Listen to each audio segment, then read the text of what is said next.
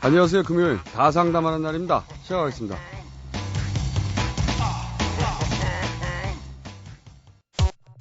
김어준의 색다른 상담소.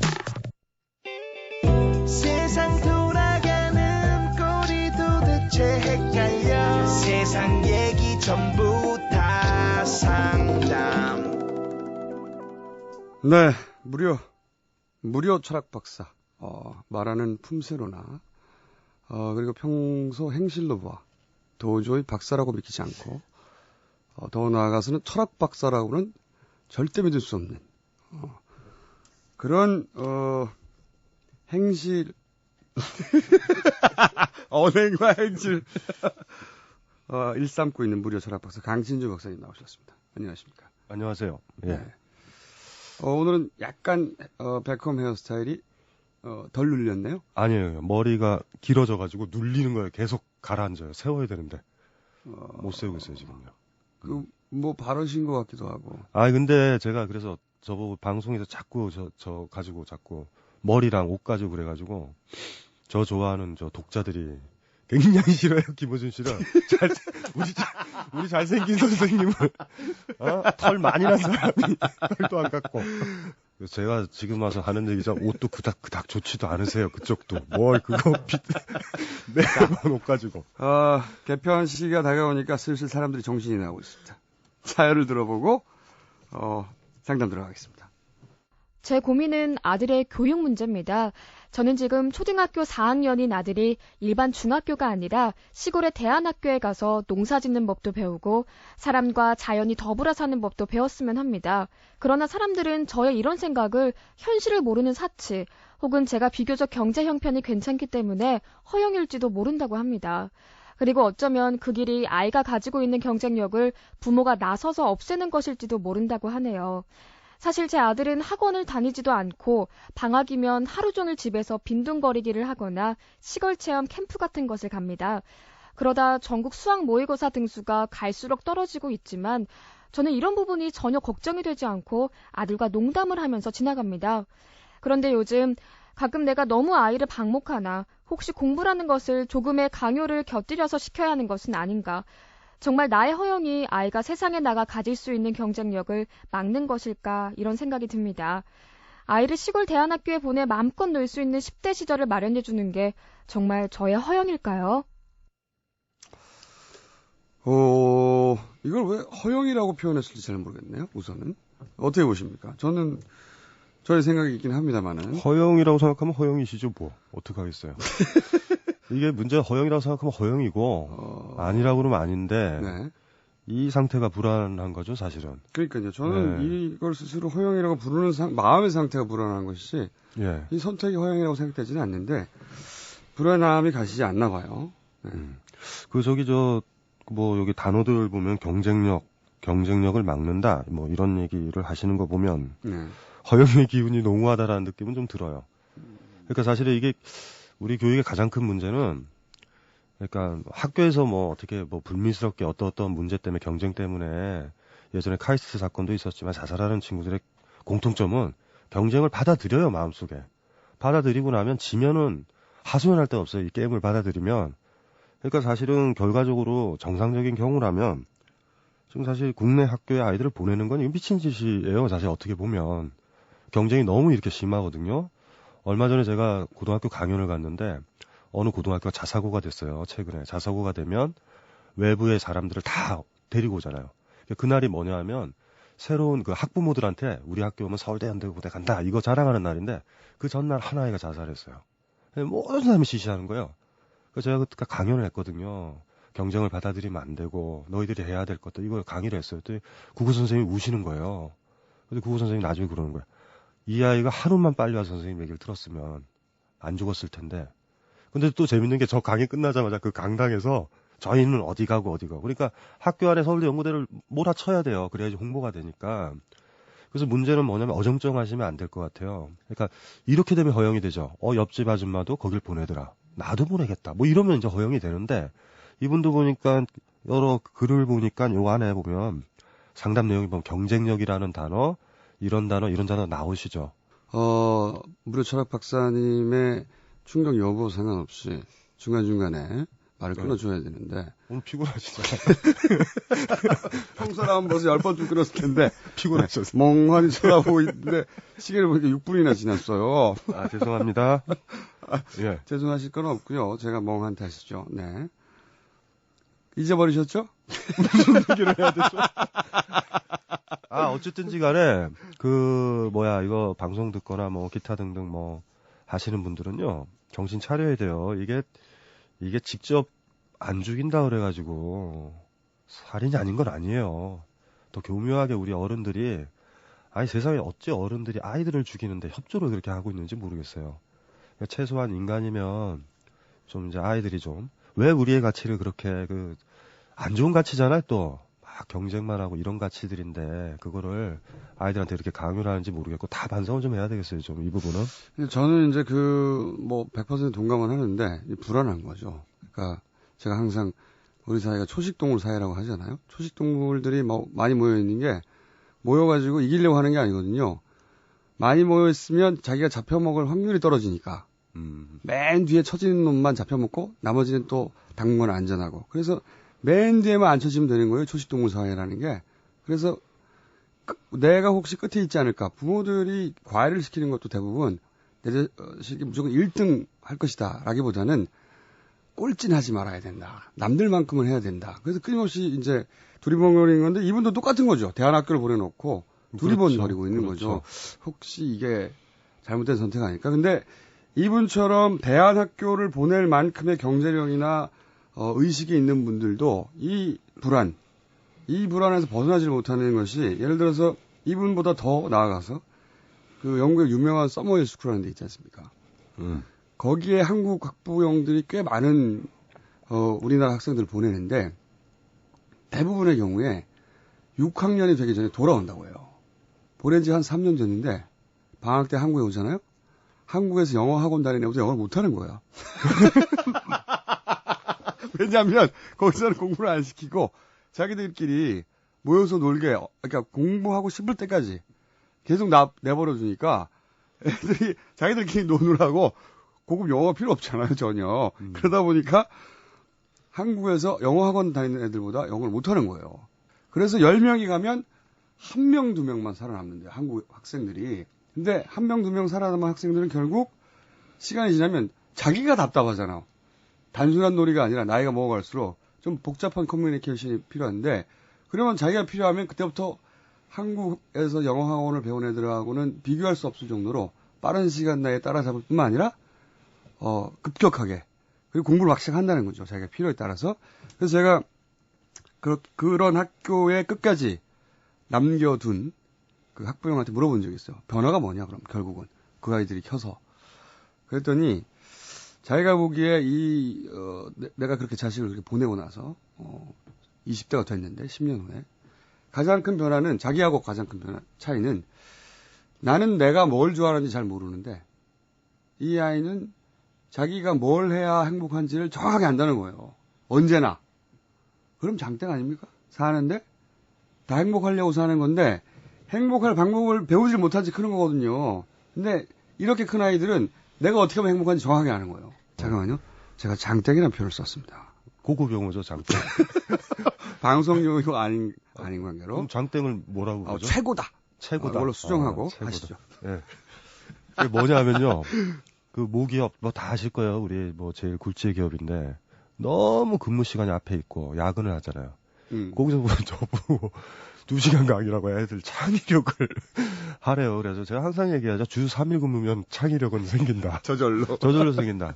예전에도 얘기를 했지만 집에서 뒹굴뒹굴 거리는 아이들은요. 오후 되면 이래요. 엄마 뭐 할까? 뭐 먹을까? 학원에서 애들 뺑뺑 돌리잖아요. 그냥. 그러니까 자기 행복을 못 찾는 거예요. 그러니까 행복을 찾으면 오늘은 뭐를 먹을까? 이런 고민을 하다가 뭘 만들어 먹을까? 그러니까 무조건 게으르면 되거든요. 근데 이게 문제는 뭐냐면 한번 뛰기 시작하면 다 뛰잖아요. 그러니까 이걸 누가 스톱을 시켜야 돼요. 그냥 느려도 된다라는 걸 보여줘야 되는데 이게 이제 우리가 가진 가장 큰 문제고 또 하나가 대안 교육을 또 착각을 하고 있어요. 무슨 틈목고라고 생각하시는 분들이 있거든요. 특별한 재능, 창의력이 길러져서 나올 거라고. 더 특별한 아이를 만들려고 그러는데 그러니까 맞아요. 대안 학교는요 보내실 때 경쟁 없이 애가 놀도록 배우는 거고 스펙은 못 쌓겠지만 지가 원하는 건 지가 뭘 좋아하는지는 알거든요. 그 지가 뭘 원하는지 아는 아이를 남겨두고 돌아가셔야지. 엄마가 죽으면 난 어디로 가야 돼? 이런 아이로 만들어 놓으면 오래 사셔야 돼요. 그러니까 오래 사시면서 돈도 오래 벌어야 돼요. 오래 벌어요. 힘들어요.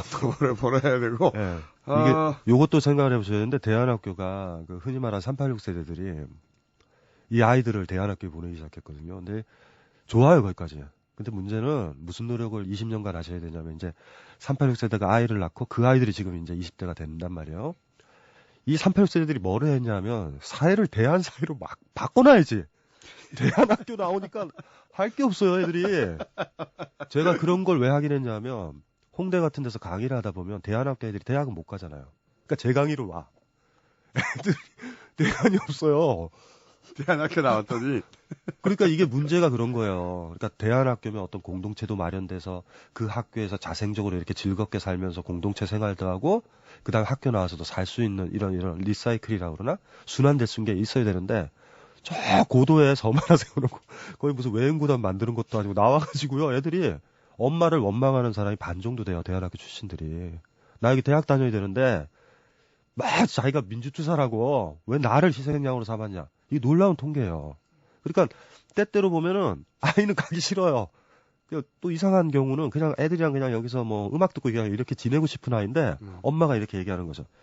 얘야, 인간은 뭔지 아니? 이렇게 해가지고 애를 설득해가지고 대안학교에 보내니까 애들이 거기서 반항을 하는 거예요. 그러니까 이거 자체도 문제인 거죠. 그러니까 대안학교가 다양한 기회를 마련하는 학교가 아니라 지금 몇몇 아이들한테는 하나의 선택지가 돼버리고 다른 경험을 못하게 하는 거죠. 그러니까 완전히 지금 이상하게 된 거예요. 그래서 이거를 대안학교의 근본적인 정신이 경쟁 안 하고 다양한 경험을 직접 하고 이거여야 되는데 지금 사실 대안학교 몇 군데 가보면 너무 특화돼 있어요. 무슨 도사 양성소도 아니고 이런 것들이 많아요. 농민학교 같기도 하고. 그러니까 이거는 아니거든요. 그러니까 이게 혹은 수도원 같은 것도 있습니다. 수도원 같은 것. 네. 그러니까 이게 네. 대안학교를 하는 사람도 지금 잘못돼 있고. 수도는 수도원에 맡겨주셨으면 좋겠어요. 그러니까. 그러니까 지금 근본적으로 이거 좀 반성을 해보셔야 되거든요. 경쟁을 안 하게 해야 된다. 애들을 게으르게 해야 된다라는 거예요. 여유가 있어야 되고 분명히 게을러야 돼요. 이 세상에서 창의력은 게으름에서 나오거든요. 이런 것 같아요. 386 세대 말씀하시니까 생각난 건데 자신이 이제 가지고 있는 이데올로기의 진보성, 뭐 그런 게 있기도 하고 또 있는 척 하기도 하는 부분도 있지만 그런데 그 진보성하고 무관하게 그걸 수행하는 방식의 보수성. 그렇죠. 그걸 모르는 거죠, 사실은. 그걸 모르죠. 이런 것 같아요. 말씀 듣다 보니까 또 그런 생각이 나는 것이 이분들이 다 부모님들은 내가 이렇게 겪어봤어요. 아는데 이게 최선의 길이야. 라고 아이들이 최단 거리로 목적지에 도달하기 위한 방법을 선택해 주는 거거든요. 어떤 부분은 대안학교를 선택하는 거고 내 아이는 그런 공부가 아니라 이런 대안학교 창의력 길러가지고 어느 순간 굉장히 훌륭한 사람이 되어 있을 거야. 이렇게 생각하면서 선택하는 거거든요. 여기가 똑같죠. 방법이 다를 뿐. 똑같을 수가 있어요. 이 문제가. 그런데 이게 이제 결국은 아이들 자신이 선택을 해 나가면서 실패하기도 하고 성공하기도 하면서 자기 삶의 기준을 만들어갈 기회를 뺏는 거죠. 항상 대신 선택해 주니까. 대신 선택해 주니까. 그래서 부모님들이 가고 나면 말씀하셨듯이 나는 무엇을 해야 되나. 아들, 딸이기만 한 상태로. 교육 제도를 이렇게 바꿔야 되는데. 어른이 돼버리는 거죠. 초등학교를 졸업하고 3년 뒤에 중학교 들어가게 하고.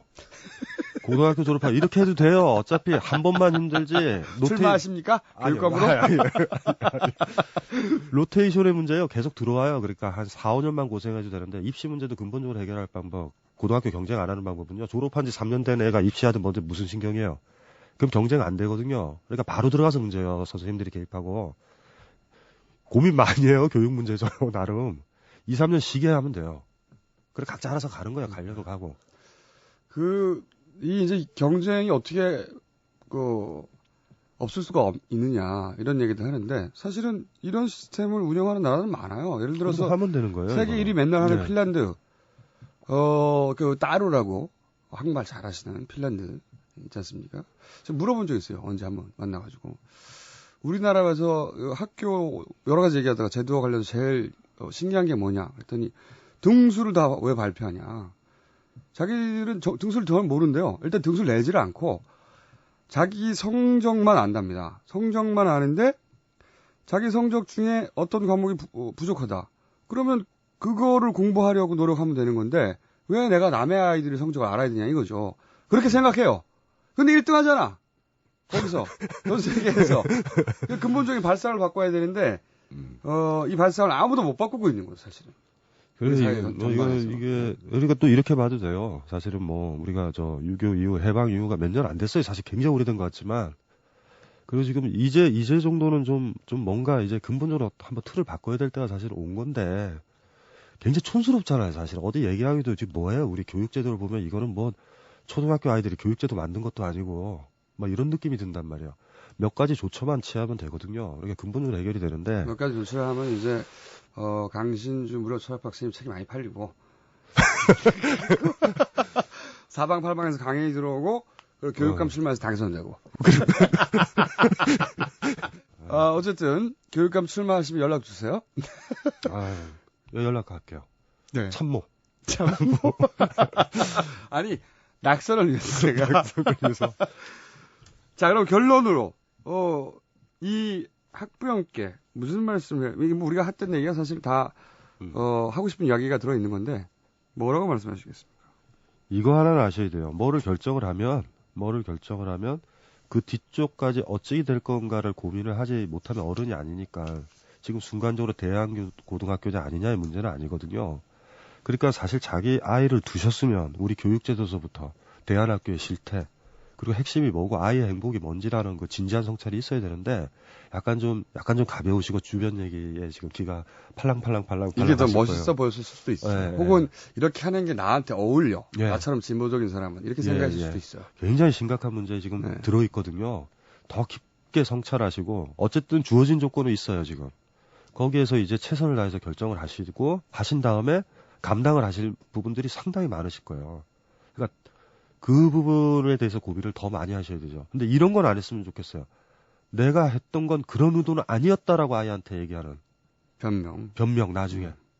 그러니까 더 많이 지금 고민을 하셔야 되거든요. 그러니까 더 많이 우리의 교육, 아이 교육이 뭐고 아이 행복은 뭐고 더 고민을 많이 하시면 어쨌든 선택은 무언가 버리는 과정이기도 하니까 요 조건에서 아마 최선의 것을 선택할 수 있다.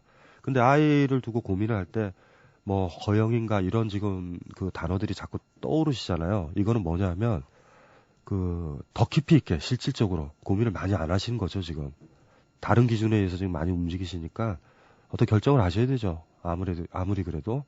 그럴 때 뭐 어쨌든 그게 어찌됐든 간에 100% 만족스러운 건 아닐 거예요. 이 현실의 문제는 항상 그러니까. 그래서 한번 결정을 잘 해보셨으면 좋겠어요. 이건 뭐 남의 아이 일은 진짜 개입하기 진짜 힘든 일이라서 이게. 그렇죠. 그 아이의 인생도 걸리기 때문에. 힘들어요, 다만 부모님이 이렇게 허영이라고 스스로 불안해하는 근본적인 이유를 스스로 성찰하다 보면 그게 핵심이죠. 뭐. 만나겠죠. 내가 왜 이 선택을 했는지. 이게 아이를 위해서인지 나를 위해서인지. 내가 어떻게 비춰질까 사람들에게를 위해서인지 정말로 아이가 완전히 방목당하고 그래서 자기가 무엇이 행복한지를 알 수 있는 사람으로 키우기 위해서 선택한 건지 그런 걸 잘 살펴봐야 될까요? 그럼요. 고민 많이 하셔야죠.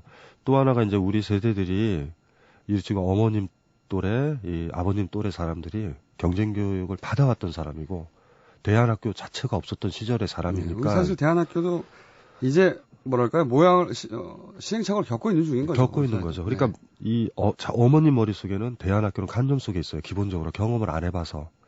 그러니까 이렇게 고민하지 마시고요. 대안학교를 가셔가지고 한 2, 3일 그 근처에 머물러서 한번 관찰을 해보세요. 아이들이 행복한지 뭐한지.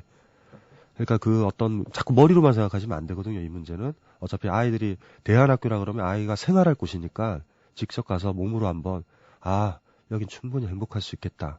이런 느낌이 드는 곳을 선택을 하시고 대안학교라면 이런 식으로 하셨으면 좋겠어요. 일단은 간념에 너무 많이 매몰되지 말라라는 거. 특히 이제 요 정도 아이도 쓰면 저희랑 아마 비슷한 세대일 거예요. 386세대.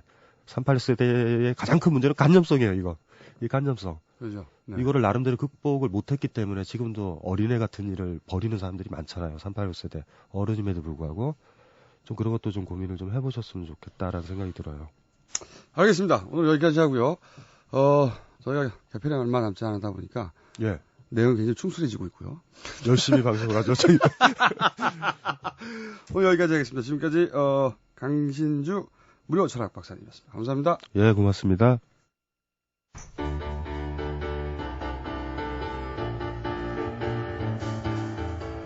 부모가 아이를 위해 대신 선택하는 것은 아이가 선택할 삶 자체를 뺏는 것이다. 김어준이었습니다. 다음 주 월요일 9시 35분에 다시 뵙겠습니다. 안녕하세요. 금요일 다 상담하는 날입니다. 시작하겠습니다.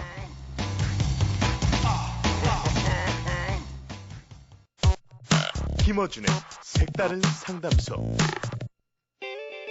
세상 돌아가는 꼴이 도대체 헷갈려 세상 얘기 전부 다 상담. 네, 무료 철학 박사, 말하는 품새로나, 그리고 평소 행실로 봐 도저히 박사라고 믿기지 않고, 더 나아가서는 철학 박사라고는 절대 믿을 수 없는, 그런, 행실, 언행과 행실, 일삼고 있는 무료 철학 박사 강신주 박사님 나오셨습니다. 안녕하십니까? 안녕하세요. 예. 네.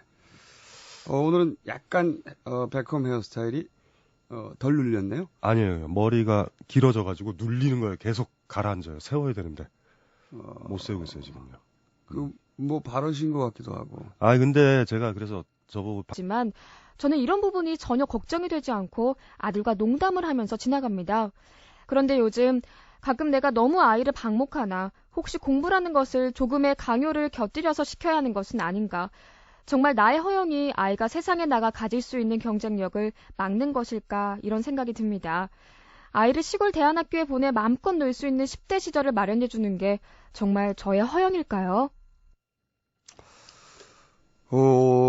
이걸 왜 허영이라고 표현했을지 잘 모르겠네요. 우선은 어떻게 보십니까? 저는 저의 생각이 있긴 합니다만은. 허영이라고 생각하면 허영이시죠 뭐. 어떡하겠어요. 이게 문제가 허영이라고 생각하면 허영이고 아니라고 그러면 아닌데 네.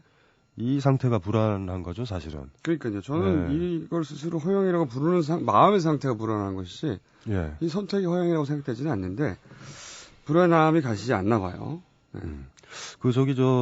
뭐 여기 단어들 보면 경쟁력을 막는다 뭐 이런 얘기를 하시는 거 보면 네. 허영의 기운이 농후하다라는 느낌은 좀 들어요. 그러니까 사실은 이게 우리 교육의 가장 큰 문제는 그러니까 학교에서 뭐 어떻게 뭐 불미스럽게 어떤 문제 때문에 경쟁 때문에 예전에 카이스트 사건도 있었지만 자살하는 친구들의 공통점은 경쟁을 받아들여요 마음속에. 받아들이고 나면 지면은 하소연할 데가 없어요. 이 게임을 받아들이면. 그러니까 사실은 결과적으로 정상적인 경우라면 지금 사실 국내 학교에 아이들을 보내는 건 미친 짓이에요. 사실 어떻게 보면 경쟁이 너무 이렇게 심하거든요. 얼마 전에 제가 고등학교 강연을 갔는데 어느 고등학교가 자사고가 됐어요. 최근에 자사고가 되면 외부의 사람들을 다 데리고 오잖아요.